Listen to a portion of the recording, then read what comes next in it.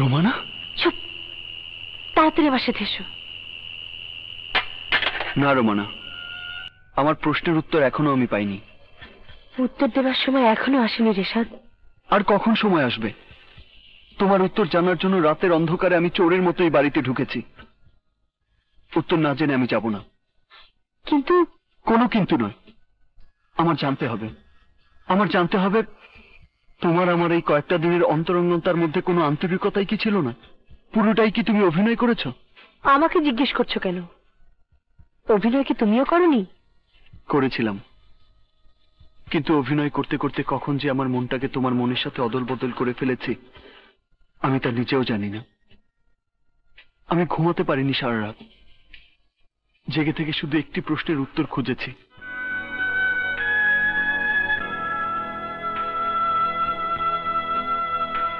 তুমি কি আমাকে ভালোবাসোনি? বলো রোমানা, তুমি কি আমাকে ভালোবাসোনি?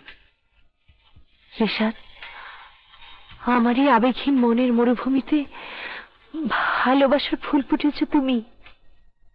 সেই ফুলের সুবাস আমাকেও ঘুমাতে দেয়নি সারা রাত। সারা রাত শুধু আমি তোমার কথাই ভেবেছি। সত্যি বলছো রোমানা?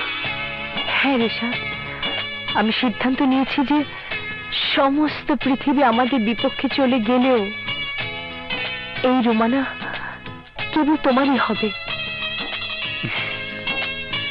উত্তর আমি পেয়ে গেছি। আমি তোমাকে ভালোবাসি।